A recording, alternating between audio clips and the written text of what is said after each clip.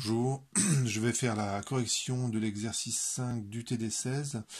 Alors il s'agit dans cet exercice d'étudier le moteur diesel. Alors le moteur diesel c'est aussi un moteur où le cycle du moteur est à 4 temps.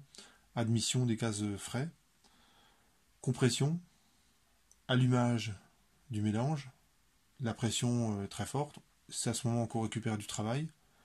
Et ensuite, la fin du cycle, c'est on éjecte les gaz brûlés. D'abord, on ouvre les soupapes, puis après, c'est le piston qui chasse les gaz brûlés vers l'extérieur, et puis on recommence un cycle. La grosse différence entre le moteur diesel et le moteur à essence, c'est que dans le moteur diesel, le mélange gazeux s'auto-enflamme. D'accord ? Et donc, si vous voulez y arriver, il faut comprimer davantage le mélange gazeux pour atteindre des températures suffisantes et qui est auto-allumage.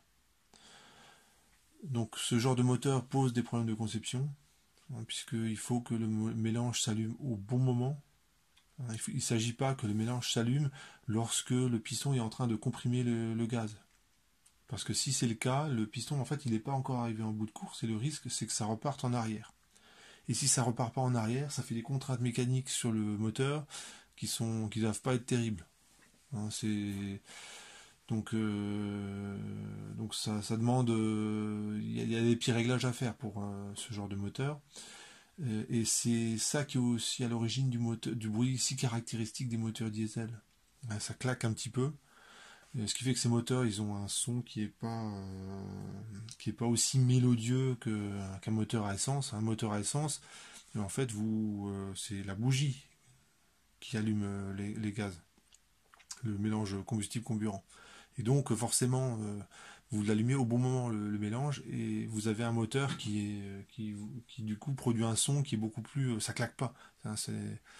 Quand on allume le gaz au bon moment, on va dire enfin, ça fait un son qui est un petit peu plus mélodieux, on va dire. Voilà, je commence la résolution. Vous avez donc j'ai fait un petit tableau dans lequel je vais mettre au fur et à mesure les résultats. Donc je vous conseille de le faire à chaque fois. Voilà, donc j'ai reproduit le tableau. Alors, ce qui est donné constructeur, c'est lorsque le constructeur conçoit le moteur, c'est lui qui fixe le volume max, c'est lui qui fixe le volume min. C'est également le constructeur qui fixe ce volume-là, en fait, en choisissant convenablement, en réglant le carburateur. Donc, vous réglez la quantité de combustible que vous mettez à chaque cycle dans la chambre. Donc la combustion est plus ou moins importante, plus ou moins longue, et donc ça va jouer sur ce volume-là. Si vous mettez beaucoup de combustible, la combustion dure très longtemps, et quasiment... non, je suis en train de dire des bêtises. Non, je suis en train de dire des bêtises, excusez-moi. C'était ce volume-là. Ce volume-là. Donc, c'est le constructeur qui règle ce truc-là. Oui, c'est ce constructeur qui règle ce volume-là en réglant le carburateur et différents paramètres du moteur. Si vous mettez plus de combustible, la combustion dure plus longtemps et ce volume, en fait, il augmente. Parce qu'il faut bien comprendre que pendant que se fait la combustion, le moteur il continue à tourner. Et donc si la combustion dure plus longtemps, le moteur il a le temps de tourner un petit peu plus longtemps jusqu'à la fin de la combustion. Et donc ce volume-là il augmente. D'accord ? Vous imaginez la feuille de papier c'est le piston, ça c'est le piston. Là je suis en A, là je suis en B, donc le mélange combustible-comburant il est là, la chambre elle est là. Le mélange s'allume tout seul. Donc ensuite, là, pendant tout ce temps-là, quand je bouge, il y a combustion qu'on va modéliser par une isobar. Et plus la combustion dure longtemps, et plus le piston il a le temps de se déplacer. Et quand j'arrive à la fin de la combustion, c'est V2C, qui vaut 0,24 litres. Et ensuite, je finis par une adiabatique quasi-statique, et j'arrive, je crois, au point D, volume max. Et ensuite, il y a échappement. On remet des gaz frais et puis on recommence. Alors, ce qu'on vous demande, c'est de compléter le tableau. Donc on va le remplir entièrement. Je vais tracer le cycle et on va calculer le rendement. Bah, les questions, c'est assez simple, hein. Première question, bah, si on complète le tableau. Donc je représente le cycle. De A à B, vous avez une adiabatique quasi-statique. Donc là, c'est raisonnable. Bon, elle est certainement pas quasi-statique, mais quasiment. Hein, donc, et vu comme c'est simple de faire les calculs quand on fait ce genre d'hypothèse, eh ben on ne se gêne pas. Ensuite, de B à C, vous avez la combustion. Ensuite, de C à D, vous avez de nouveau une adiabatique quasi-statique. Et on finit. Et on revient au point A. Donc ce que j'ai pas représenté, c'est l'admission et l'échappement qui ferait un aller-retour ici. Donc je ne le représente pas parce que le modèle qu'on va utiliser, c'est de dire qu'on a quand même un système fermé, ce qui n'est pas vrai. Mais ça c'est le modèle, hein. Donc on suppose qu'on a un système fermé. La source chaude, le contact il se fait ici, et le contact avec la source froide il se fait ici, c'est l'échappement. Donc ça c'est la partie chaude dans le cycle, et ça c'est la partie froide.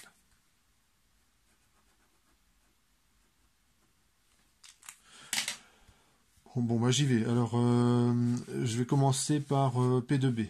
Donc P2B, ce que je vais faire, c'est que je vais utiliser la loi de Laplace. Comme j'ai une adiabatique quasi-statique d'un gaz parfait, donc là, je vais utiliser P. Alors, je connais T, je connais P, donc il faut que j'utilise la relation entre T et P.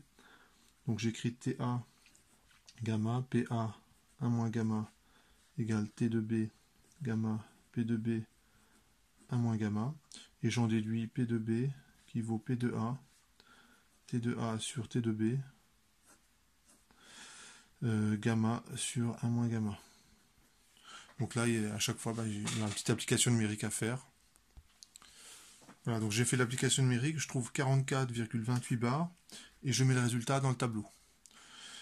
Donc ça c'est important parce que ce que vous allez constater, c'est que je vais calculer, et quand vous regardez une copie, hein, puisque à la fin c'est comme ça qu'on va vous évaluer, le correcteur ce qu'il va voir c'est des calculs, et des applications numériques partout, et donc ce qui vous sauve c'est ça, c'est le tableau.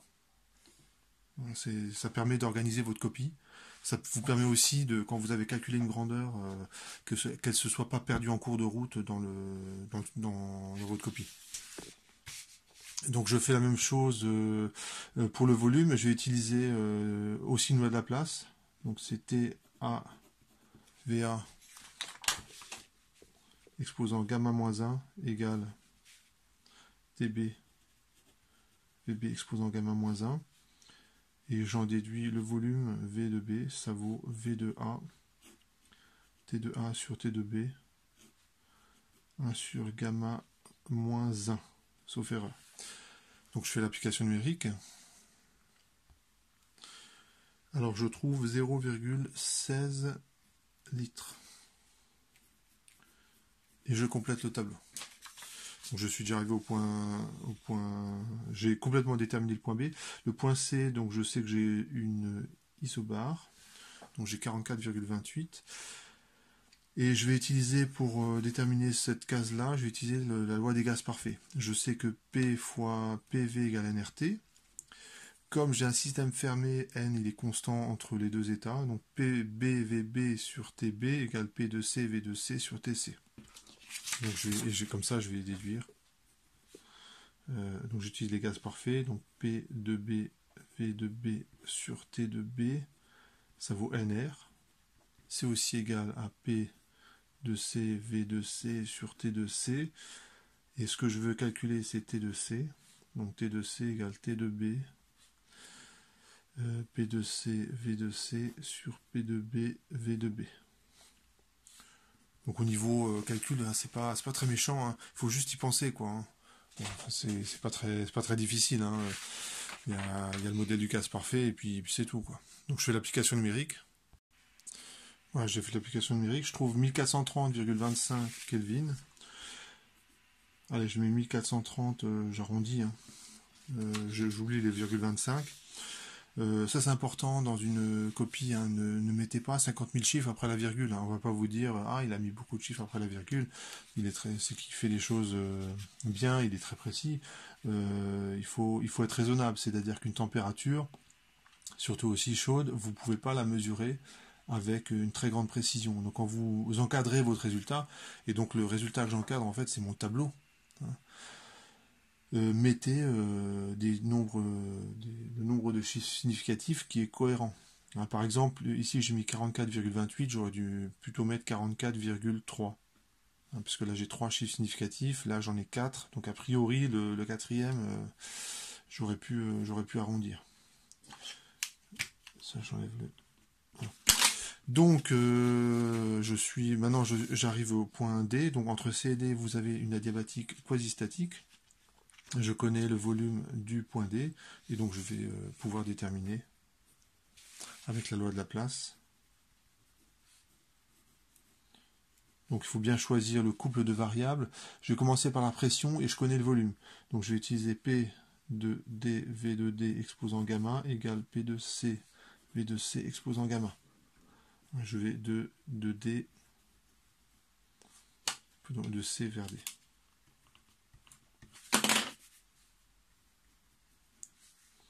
J'isole V de D, P de D, pardon. Ça fait P de C, V de C sur V de D, exposant gamma. Petite application numérique. Alors je trouve 1,76 bar. Donc là j'ai 3 chiffres significatifs. Et enfin la dernière case c'est pour la température. Donc je vais utiliser TV. Donc c'est T de D, V de D exposant gamma moins 1. C'est encore une loi de Laplace que j'utilise. Ça vaut T de C, V de C, gamma moins 1. Et j'en déduis T de D qui est égal à T de C, V de C sur V de D, gamma moins 1, sauf erreur. C'est ça. Donc encore une petite application numérique à faire. Donc je trouve 569,4 Kelvin. Donc je vais arrondir à 569. Quand vous avez fait toutes les applications numériques, il faut quand même regarder que c'est cohérent. Lorsque je passe de A à B, ça chauffe. Lorsque je brûle le mélange combustible-comburant, ça chauffe encore plus. Et ensuite de C à D, ça refroidit. Donc et je dois arriver à une température qui est plus chaude en D qu'en A. Hein. Il y a quand même ici, en gros, ça a chauffé quand même. Donc en D, il ne faut pas trouver des valeurs, il faut que ce soit cohérent. Donc là, ça a l'air. Une fois que j'ai rempli l'ensemble du tableau, et on vous demande de calculer le nombre de moles gazeuses. Et bien en fait, je vais le faire ici. N, ça vaut PA, VA sur RT. Donc je fais mon petite application numérique. Faites attention, je n'ai pas insisté dessus. Lorsque vous faites les applications numériques, toujours la température en Kelvin, la pression ici en bas, mais il faut la convertir en Pascal, le volume c'est en mètres cubes. D'accord? Donc ça c'est les unités grand public, le bar et le litre, ça c'est les unités qu'on connaît. Lorsque vous faites des applications PV comme ça, PV égale NRT, le volume il est en mètres cubes, la pression est en Pascal, la température est en Kelvin. Donc vous ne faites pas avoir. Donc je fais l'application numérique.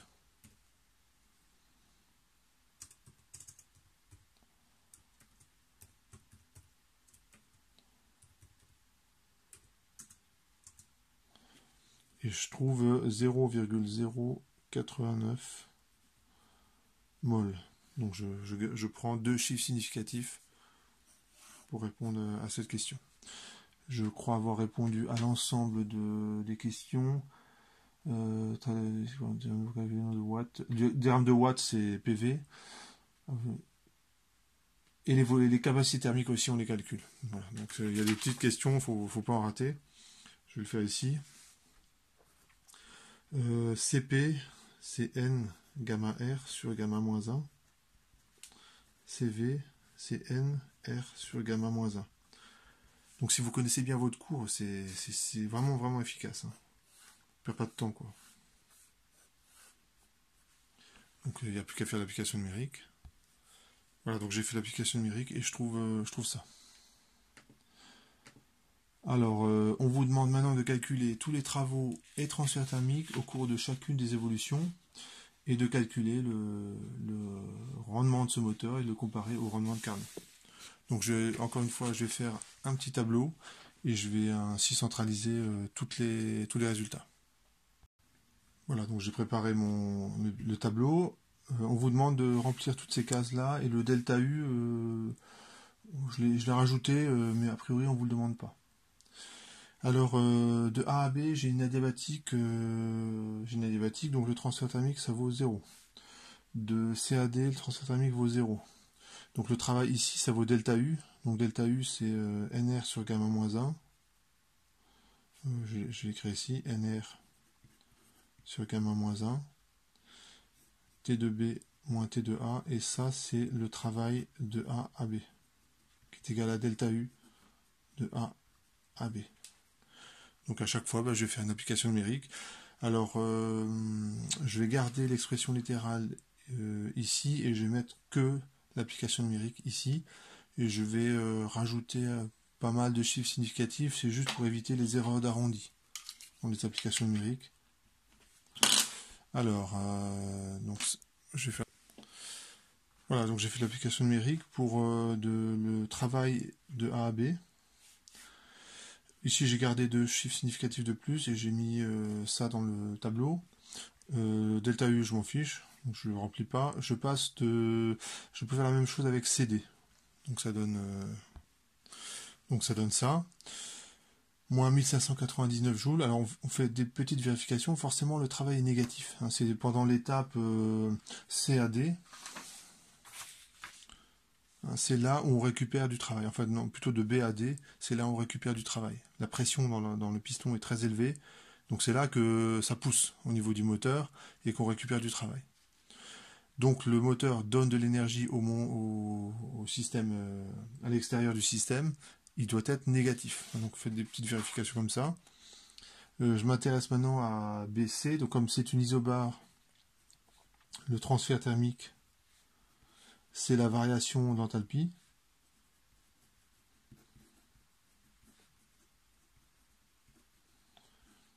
Voilà, donc bien connaître ce cours là, c'est vraiment c'est utile.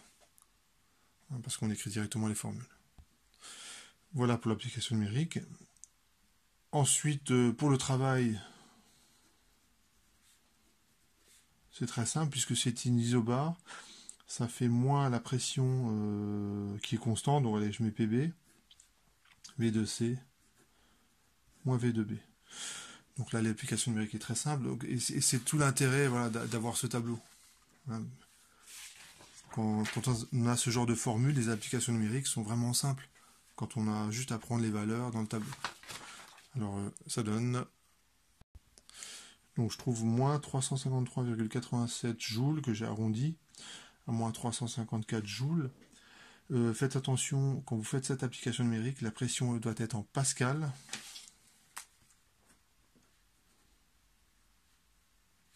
Et le volume en mètres cubes. Hein, vous ne faites pas avoir avec les unités, c'est quand même dommage de se tromper là-dessus. Ensuite, il me reste la portion DA. Dans le travail, ça fait 0 parce que c'est une isocore. Hein, donc c'est voilà, je le dis, c'est vraiment simple. Et donc Q, ça vaut la variation d'énergie interne.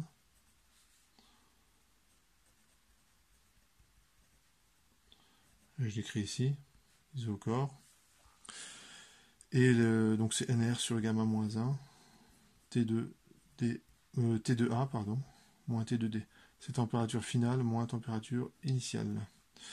Donc encore une application numérique. Et je trouve moins 457,7 joules. Là aussi, c'est normal de trouver une vendeur négative parce qu'on est en contact avec la source froide.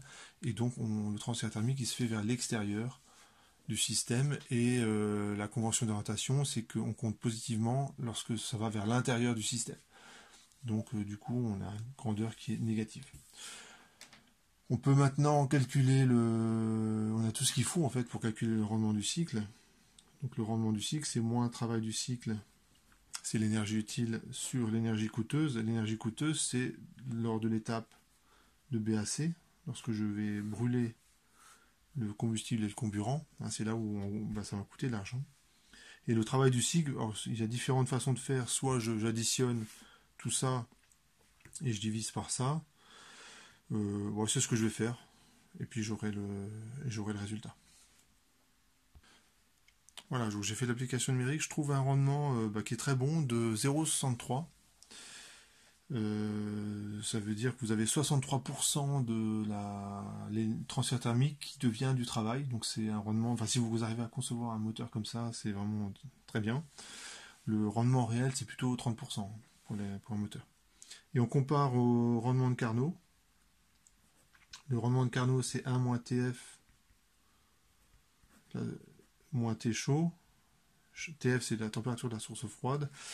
Alors, pour la température de la source chaude, ce que je vais prendre, c'est la température maximale atteinte au cours du cycle. Et pour la température de la source froide, je vais prendre 323 Kelvin. Pour une source froide, 323 Kelvin, ça fait 50 degrés. Donc normalement, pour un moteur thermique, la source froide, c'est l'atmosphère, on est plutôt autour de 20-30 degrés. Donc j'aurai une estimation du rendement de Carnot, et on pourra comparer au rendement de ce moteur. Voilà, donc j'ai fait l'application numérique et je trouve pour un rendement de Carnot, donc je répète, c'est une estimation, je trouve 0,77. Donc évidemment je suis en dessous. Heureusement que je suis en dessous, parce que si j'avais été au-dessus, ça n'aurait pas été possible. Donc d'une certaine façon, tout va bien. Et ce rendement de Carnot, là aussi, il est beaucoup trop... il est inatteignable. On est plutôt en réel à la moitié de ça. Alors je passe maintenant à la question 3. On va modifier légèrement le cycle. On modifie légèrement le cycle. Et alors on suppose que l'évolution à B' est adiabatique. Voilà, le temps de lire l'énoncé. Donc nous, on a étudié ce cycle-là.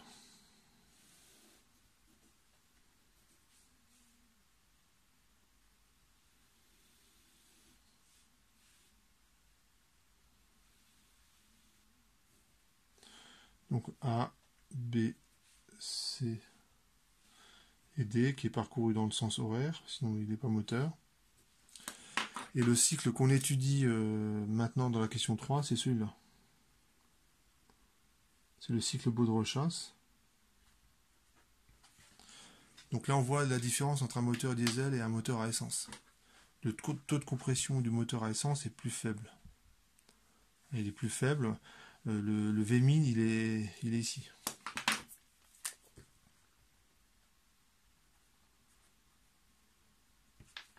Alors la partie du cycle qui a inchangé par rapport à tout à l'heure, c'est la portion CD.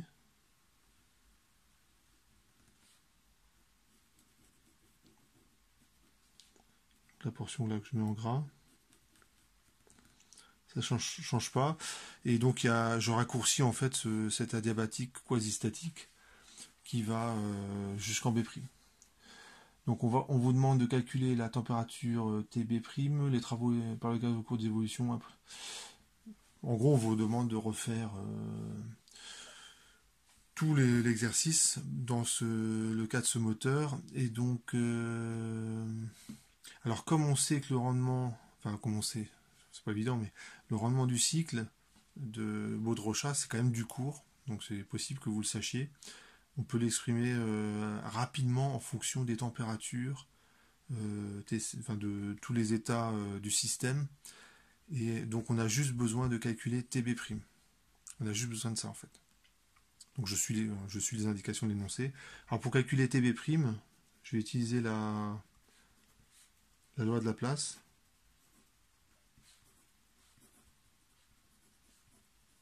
Alors comme les états A, D et C, ils n'ont pas changé, donc je pourrais reprendre les valeurs. Donc j'utilise la loi de la place, donc c'est T de A, V de A, gamma moins 1 égale T de B', V de B', gamma moins 1. Et je trouve T de B' qui est égal à T de A, V de A sur V de B', gamma moins 1. Et V de B', c'est V de C. D'accord? Il suffit de regarder le diagramme. On fait l'application numérique. Voilà, je trouve cette température-là qui est beaucoup moins élevée. Hein, j'arrivais jusqu'à 1400. Ah bah non, j'y arrive aussi, puisqu'il y a la combustion qui se fait comme ça. La température en fin de compression est un petit peu moins élevée. On est arrivé jusqu'à 954 Kelvin si on continue la compression. Il y a une chose qu'on voit directement en fait sur le cycle, je peux faire la remarque. On sait que le travail du cycle, c'est l'air du cycle. Et on voit que le cycle Baudrechas, il y a le moteur à essence, il y a toute cette partie-là qui est perdue. Donc je peux déjà affirmer, simplement en regardant le cycle, que le cycle du moteur à essence, qui serait la partie que je vais mettre en grisé,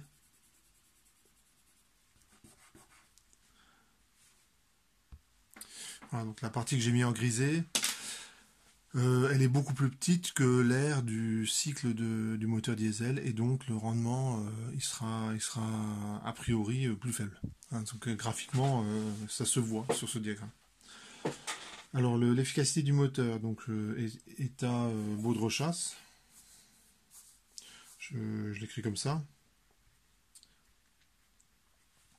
C'est moins le travail du cycle sur le transfert thermique de l'étape de B' à C. Et le travail du cycle, c'est le moins travail du cycle, c'est le transfert thermique sur tout le cycle. Donc comment je justifie cette égalité?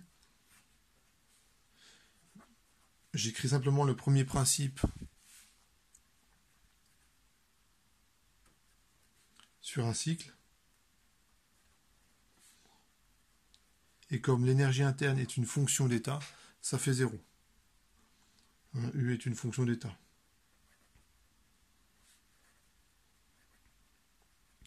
Donc il y a des mots-clés comme ça hein, qu'il faut faire apparaître. Hein. Ces fonctions d'état, ça justifie le delta U égale 0. Et delta U, ça vaut aussi le travail du cycle plus le transfert thermique sur le cycle. Donc ça justifie le fait que moins le travail du cycle, c'est le transfert thermique sur le cycle. Et comme sur mon A et B, c'est adiabatique et CD aussi, donc ça fait QB'C plus QDA sur QB'C. Adiabatique, c'est pas de transfert thermique. Et donc, je continue mon petit calcul. État, ça vaut, on voit qu'il y a une simplification. Et le transfert thermique sur une isocore, c'est pour un gaz parfait, NR sur gamma moins 1, T2A moins T2D. Température à la fin de l'évolution, moins température au début de l'évolution. Sur B'C, c'est aussi une isocore, donc c'est NR sur gamma moins 1, T2C moins T2P'. Évidemment, ça simplifie. Et j'ai cette relation. Donc j'essaie pas de la simplifier plus que ça parce que j'ai accès. On pourrait continuer en fait à simplifier cette expression, mais je les connais toutes les températures, donc je vais faire directement l'application numérique.